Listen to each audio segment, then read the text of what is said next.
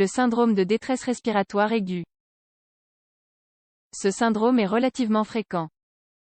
Il touche autant les hommes que les femmes. Il est important de le traiter à temps pour éviter d'autres dommages. Le syndrome de détresse respiratoire aiguë, SDRA, est une maladie grave qui affecte le système respiratoire. Son incidence est relativement élevée, il peut donc être classé comme une maladie courante. Dans cette pathologie, les parois perméables des alvéoles sont modifiées, ainsi que leur fonction. Lorsque nous inspirons, l'air passe par les narines et traverse le larynx, le pharynx et la trachée jusqu'à ce qu'il atteigne les bronches. Les bronches se divisent en branches plus petites, arbres bronchiques, pour former les bronchioles, qui contiennent un grand nombre d'alvéoles ou de sacs pulmonaires.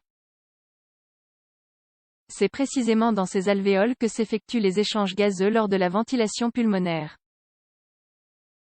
À côté d'elles, il y a un grand nombre de vaisseaux sanguins. Les vaisseaux sanguins veineux contiennent un niveau élevé de dioxyde de carbone. Lors de l'inspiration, les alvéoles se remplissent d'air riche en oxygène, qui passe dans le sang et le dioxyde de carbone est expulsé vers le milieu extérieur. Dans le SDRA, le liquide interstitiel s'écoule dans les alvéoles et les poumons en raison de la perméabilité accrue des alvéoles. Pour cette raison, les poumons peuvent présenter une inflammation généralisée. Les symptômes du syndrome de détresse respiratoire aiguë. Parmi les signes les plus fréquents qui nous permettent d'identifier cette maladie, figurent les suivants.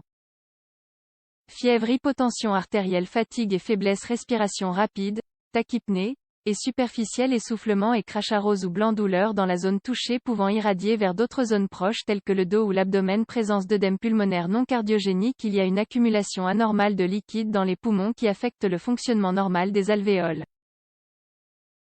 Cependant, elle n'affecte pas la pression hydrostatique et le liquide est mobile dans tout le parenchyme pulmonaire. Difficulté à respirer ou insuffisance pulmonaire sévère, elle provoque également une sensation d'étouffement ou d'essoufflement chez le patient, dyspnée, et une cyanose, teinte bleutée de la peau et des muqueuses, comme les lèvres. Les causes directes ou pulmonaires, pneumonie, traumatisme ou contusion pulmonaire, inhalation de produits chimiques, aspiration de vomi, inhalation d'eau. Indirecte ou extrapulmonaire, pancréatite, intoxication médicamenteuse, septicémie et transplantation pulmonaire. Le diagnostic. L'équipe médicale peut utiliser différents examens pour diagnostiquer le syndrome de détresse respiratoire aiguë et le différencier des autres maladies. Parmi les procédures les plus courantes, figurent les suivantes. Examen des crachats et culture d'urine à partir d'un échantillon d'urine, analyse sanguine et hémoculture de l'échantillon pour rechercher des agents pathogènes, auscultation.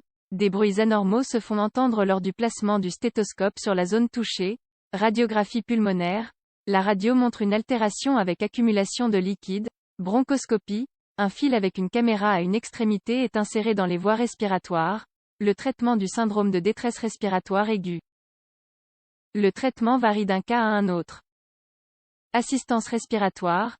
Le patient est relié à un respirateur mécanique avec oxygénothérapie. De plus, l'équipe médicale peut prescrire des calmants, afin que le patient se détende et ne ressent pas la douleur. Administration de médicaments. Ces médicaments ont pour but de traiter la cause sous-jacente de la maladie. Parmi eux, figurent les antibiotiques, les diurétiques, les anticoagulants, entre autres. Ponction et élimination du liquide accumulé. Ce test est connu sous le nom de thorasynthèse. La prévention.